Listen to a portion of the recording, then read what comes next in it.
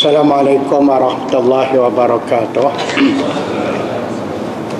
Bismillahirrahmanirrahim. Alhamdulillahi rabbil alamin. Wassalatu wassalamu ala asyrafil anbiya mursalin wa ala alihi wa sahbihi ajma'in. Rabbi syarah li sadri wa yassir li amri wahlul 'uqdatam min lisani yafqahu qawli. Yang berbahagia pengurusi Al-Fadil, Tuan Imam dan seterusnya para jemaah sekalian. Alhamdulillah, kita bersyukur kepada Allah Subhanahu wa taala kerana pada malam ini kita dapat sama-sama berkumpul di rumah Allah, dan saya mengucapkan berbanyak terima kasih kerana pada malam ini dijemput untuk memberi sedikit tazkirah antara Maghrib dengan Aisyah ini. Oleh kerana kalau sekiranya kuliah tetap saya di surau-surau di masjid-masjid kuliah Maghrib, biasanya saya masuk waktu Aisyah saya berhenti. Kerana itu kuliah tetap, seminggu sekali, sebulan sekali, 2 minggu sekali kita sambung. Tapi oleh kerana pada malam ini satu ceramah khusus khas, jadi saya fikir mungkin kita lewatkan sikit ya solat Aisyah, tapi insya-Allah tidak melebihi pukul 9 lah, insya-Allah ya. Tuan-tuan dan puan-puan sekalian, saya pun kadang-kadang kelang kabut juga nak cakap apa. Kerana sekarang ni masjid-masjid kita di mana-mana saja pun, khususnya kita di Selangor ini begitu imarahnya, masya-Allah, penuh dengan kuliah Maghrib, kuliah subuh dan berbagai-bagai aktiviti lagi, qiyamul lailnya dan sebagainya. Jadi saya fikir tentulah tuan-tuan dan puan-puan sudah sekian lama belajar tafaqquh fiddin, mendalami soal agama melalui para asatizah, ustaz-ustaz kita, kuliah Maghrib, kuliah subuh, hadis, tafsir, fiqh dan berbagai-bagai lah ya. Jadi alim belaka dah barangkali ya. Jadi susahlah kita nak cakap dengan ulama-ulama ni, alim-alim dah ni. Jadi nanti kata mari pun duk cakap tu jadi itulah kadang-kadang serba salah ya. Tapi walau bagaimanapun, beramal kepada sepotong ayat Al-Quran, wa zakir fa inna zikra tanfa'ul mu'minin. Allah perintahkan kita supaya jangan ghaflah, jangan lalai, jangan jemu. Kita memperingati dari semasa ke semasa, kerana fa inna zikra tanfa'ul mu'minin, kerana mengingati itu akan memberi banyak manfaat dan faedah kepada kita semua. Jadi berasaskan kepada ayat Quran dan perintah Allah ini, maka inilah barangkali pada ustaz-ustaz kita, ulama kita tidak jemu-jemu memberi pengajaran, tazkirah, mengulang-ulangkan perkara-perkara yang walaupun sudah disebut, kadang-kadang kita sebagai manusia ini menjadi makhluk yang cepat lupa, ghaflah, lalai, kerana kita terpengaruh dengan berbagai-bagai keadaan di keliling kita. Jadi sebab itulah barangkali disuruh kita mengulang-ulangkan peringatan itu. Tuan-tuan dan puan-puan sekalian, malam ini saya nak sebut begini saja ya. Kita dalam pernah Syekh Yusuf Al-Qaradawi dalam salah sebuah kitabnya, iaitu kitab Fiqhul Ibadat, dia ada menyebutkan bahawa kita manusia ni mestilah masing-masing kita menanyakan kepada diri kita 3 soalan, iaitu dari mana kita datang, ke mana kita nak pergi, dan untuk apa kita datang ke dunia. 3 soalan ini, kata Syekh Yusuf Al-Qaradawi, mestilah kita boleh jawab. Kalau kita soal dan kita tak boleh jawab soalan itu merupakan satu kejahilan yang tidak boleh dimaafkan. Kita banyak perkara tak tahu dalam dunia ni. Saya pun tak tahu Masjid Sabiri ni letak dekat mana. Jahil. Tapi kejahilan itu dimaafkan. Tuan-tuan pun tak tahu rumah saya dekat mana. Jahil. Tapi kejahilan itu dimaafkan. Tapi kalau orang tanya kita, tuan dari mana, nak ke mana, untuk apa, tak tahu. Ini kata Syekh Yusuf Qaradawi, suatu kejahilan yang tidak boleh dimaafkan. Soalannya tadi bukan nak tanya daripada Lembah Keramat nak pergi Shah Alam. Tujuannya nak ziarah kawan, bukan. Dari mana kita datang, dan ke mana kita nak pergi, dan untuk apa kita datang. Dua soalan, yang pertama dan yang kedua, itu semua kita boleh jawab. Kita datang dari Allah dan kita akan balik kepada Allah. Sebab itu bila ada kematian, kita dengan spontan inna lillahi wa inna ilaihi raji'un. Jadi ucapan kita inna lillahi wa inna ilaihi raji'un menjawab dua soalan itu. Sesungguhnya kita dari Allah dan kita akan balik kepada Allah. Jadi itu dari mana ke mana. Cuma untuk menjawab untuk apa kita didatangkan Allah ke dunia, atau dengan perkataan lain, untuk apa kita dijadikan Allah. Ini barangkali ramai orang yang tidak tahu. Dan kadang-kadang tidak jelas kepada mereka apa matlamat kita dijadikan Allah, atau dengan perkataan lain, apa matlamat hidup kita. Jadi kita ni kalau nak buat apa pun kena jelas matlamat. Dan kita bekerja berusaha pun untuk mencapai matlamat itu. Ya. Bila masuk tahun baru, masing-masing kita berazam apa kita nak, apa matlamat kita, dan apa yang kita nak pada tahun baru ni. Dan kita bekerja dan berusaha untuk mencapai azam kita, matlamat kita itu. Kalau tak tercapai, artinya kita gagal dalam tahun itu kerana kita tidak dapat mencapai matlamat. Jadi kita hidup ni masing-masing ada matlamat dia. Kita berkahwin ada matlamat, orang perempuan masak ada matlamat, dia pergi pasar ada matlamat, anak-anak muda kita main bola pun ada matlamat. Kata kenapa dia main bola, semua kita ada matlamat. Kita datang masjid pun apa matlamat, kita datang ke masjid ada matlamat. Tetapi yang lebih besar daripada itu lagi, apa matlamat hidup kita yang sebenarnya. Adakah matlamat hidup kita nak datang ke masjid balik, datang masjid balik, datang masjid balik, habis tidur? Adakah tercapai matlamat kejadian kita? Ataupun matlamat kita nak buat kerja, nak kumpul kekayaan, nak kumpul kesenangan, ataupun matlamat kita nak pangkat, nakkan kedudukan.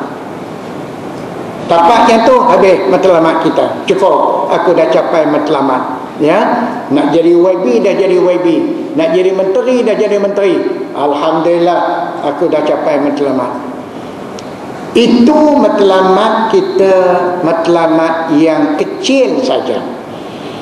Belum tercapai matlamat daripada kejadian kita. Tuan-tuan dan puan-puan sekalian, manusia ini makhluk yang termulia. Walaqad karramna bani Adam wa hamalnahum fil barri wal bahr.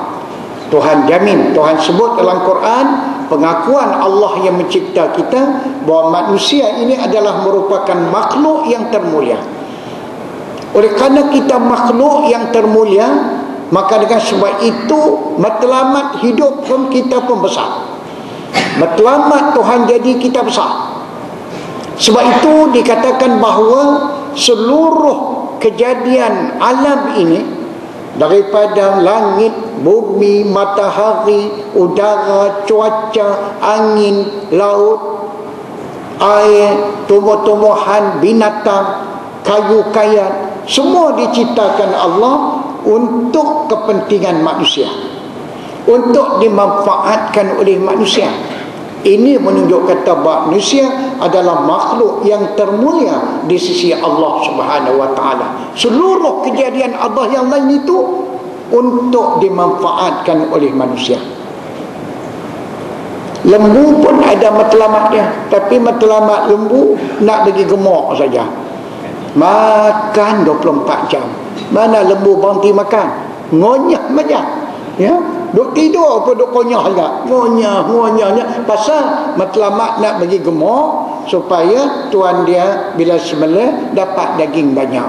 Kalau jual pun dapat harga mahal. Capailah matlamat hidup seekor lembu. Tapi sesuailah dia sebagai seekor lembu yang Tuhan jadikan dia untuk kepentingan manusia. Tapi kita, maka sudah tentulah matlamat hidup kita sangat besar, tuan-tuan. Ini apa matlamat hidup kita, inilah yang kadang-kadang ramai di kalangan umat manusia yang tidak faham dan tidak jelas. Sebab itu kita lihat dalam mereka menjalani kehidupan dunia ini, ramai di antara kita yang tersasar dan terbabas. Jadi oleh sebab itu kita harus muhasabah diri. Kita kena tahu dengan jelas apa matlamat hidup kita, supaya kita tidak tersasar dan tidak terbabas dalam hidup kita ini, supaya hidup kita mencapai matlamat kejadian. Oleh itu kita akan mendapat keridhaan Allah dunia dan akhirat, insya-Allah. Tuan-tuan dan puan-puan sekalian, dalam Al-Quran ada beberapa ayat yang Allah jelaskan matlamat hidup kita. Tujuan hidup kita, Allah tidak serah jawapan kepada kita sendiri. Sebab kalau kita jawab, akan berbezalah jawapan itu mengikut pahaman kita. Orang ni kata matlamat hidup begini, orang ni kata matlamat aku begini. Macam tadilah, aku matlamat hidup nak cerita kekayaan, orang ni kata aku nak dapat ini, dapat. Jadi akhirnya matlamat hidup manusia ini tidak sekata dan tidak satu. Sebab itu jawapan ini tidak diserah oleh Allah kepada manusia menjawabnya, tetapi Allah sendiri yang menjawabnya. Dalam beberapa ayat Allah jelaskan, iaitu ayat yang selalu barangkali ustaz-ustaz baca, wa ma khalaqtul jinna wal insa illa liya'budun. Itu yang pertama. Tidak kujadikan jin dan manusia melainkan supaya mereka beribadah kepadaku. Di matlamat hidup kita ialah ibadah. Ibadah dengan makna luas. Bukan ibadah setakat sembahyang, puasa, zakat, petera, zikir, baca Quran. Habis. Tak. Ibadah dengan marti kata seluruh hidup kita ini menjadi ibadah. Ini makna ibadah ni pun ramai orang yang tidak begitu jelas. Ada orang yang memahami ibadah dengan pahaman yang sempit. Dia sembahyang dah cukup, umrah dah 3-4 kali pergi, zakat dah keluar, puasa itu puasa sunat, sunat itu dia dah sadar rasa tak ada apa dah. Aku sudah dah, alhamdulillah, kuat dah ibadah. Malam Jumaat ke malam Ahad ke Masjid Sabirin ada qiyamul lail, kita pun qiyamul lail. Habis selesai lah, ibadah dah cukup dah.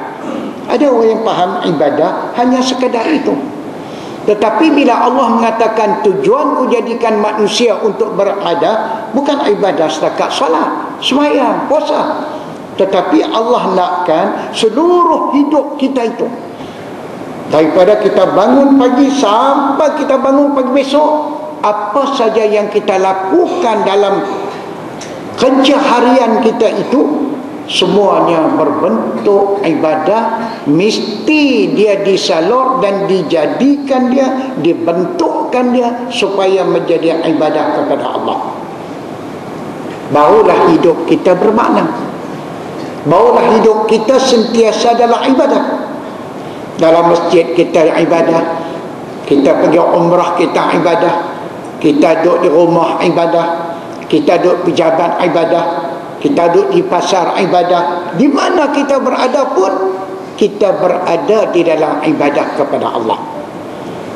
Ini yang kita nak capai dalam hidup. Itu yang pertama.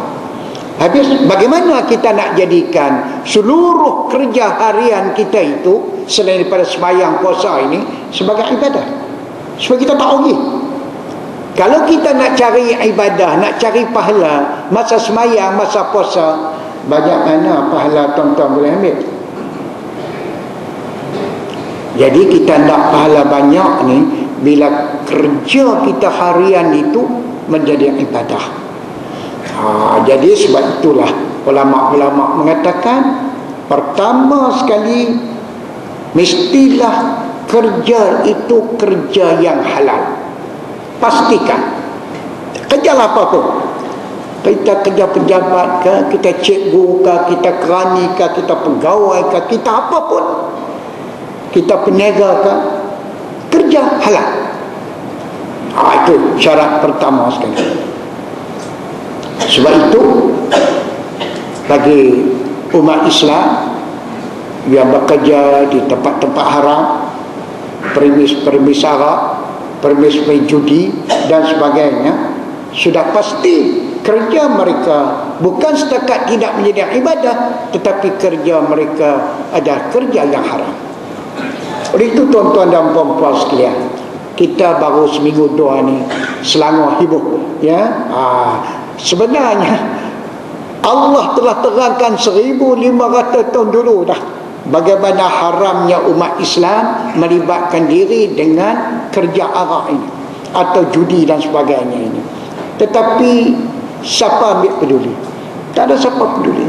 Nak kerja-kerja lah. Ya, yang kerja tu pun alah tak ada apa, saya cari makan saja, nak cari rezeki, dan apa, saya tak minum arak. Walaupun saya kerja kilang arak, saya tak minum arak, cuma saya jadi khani, cuma saya tolong angkut, cuma saya tolong botolkan, tapi saya tak minum. Apa tujuan? Nak cari rezeki.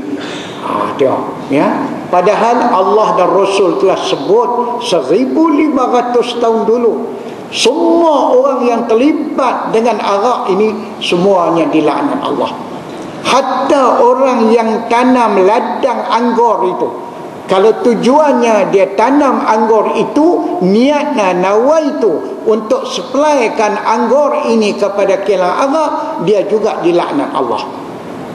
Dia tak apa, dia tanam anggur saja, tapi niatnya anggur ini untuk supply kepada kilang arak, untuk berarak, dia juga turut dilaknat Allah Subhanahu wa taala. Hasil yang dia dapat itu juga tidak diberkati Allah. Jadi sebab itu sekarang kita kerajaan Selangor cuba nak selamatkan umat Islam daripada terjebak dalam kerja-kerja yang sudah pasti tidak akan menjadi ibadah, maka merugikan saja.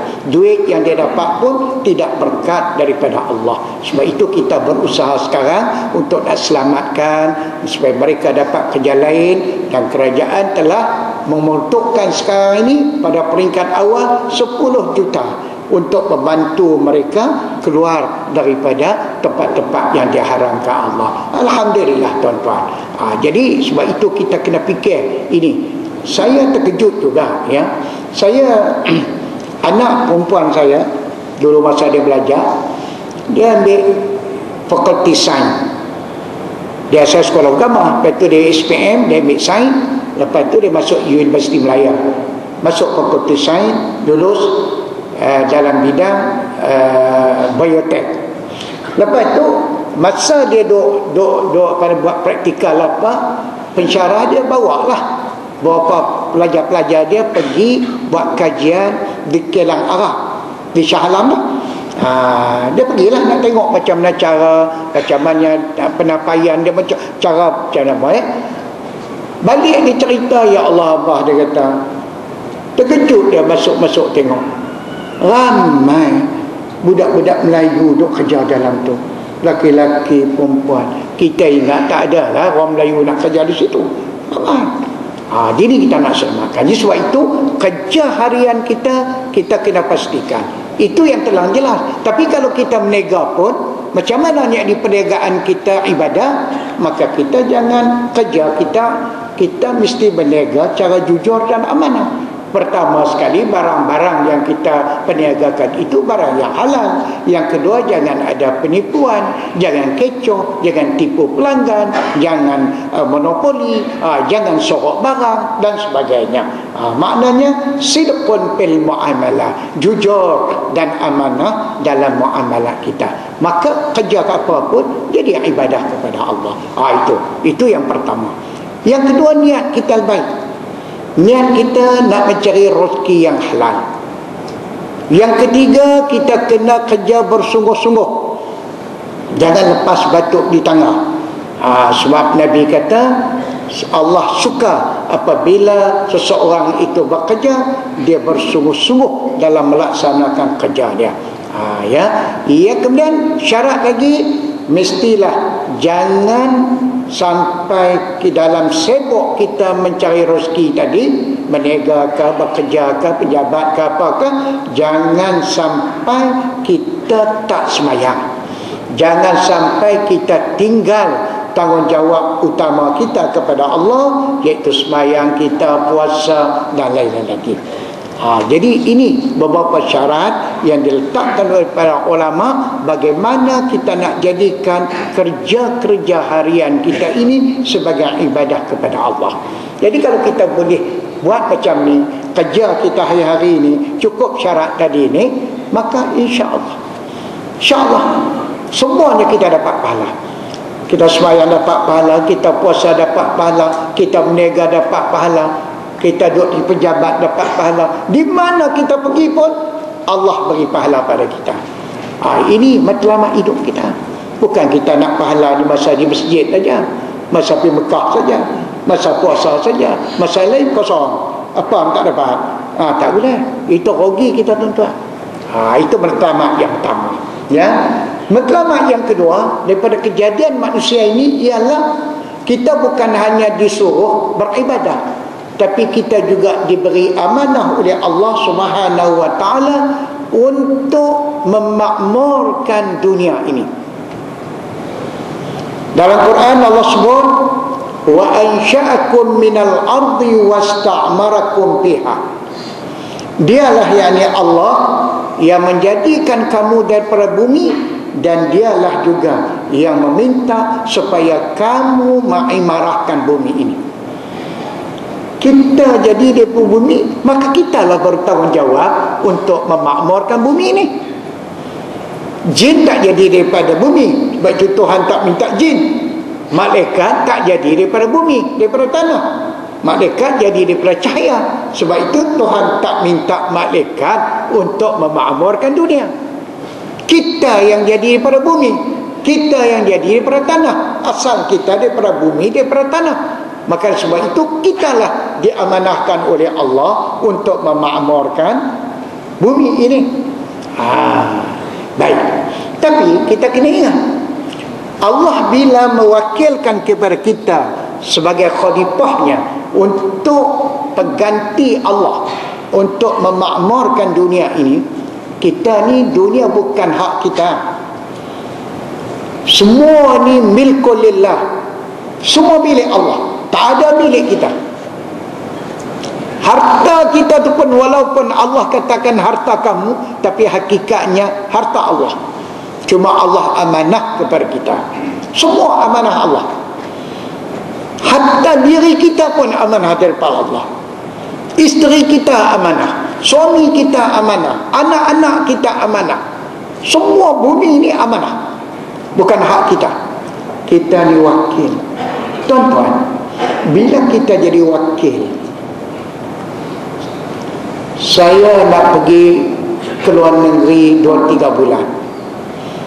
Saya kata kat jiran saya, Cik Mahmud, saya nak kena pergi outstation, nak pergi overseas 2 bulan. Saya amanahkan, saya wakil, ambillah kereta, jagalah kereta saya. Wakil. Kereta bukan kereta dia, kereta saya. Dia saya wakil saja untuk jaga. Bila dia merupakan wakil, bolehkah dia buat ikut suka kereta itu? Tak boleh. Malah dia akan jaga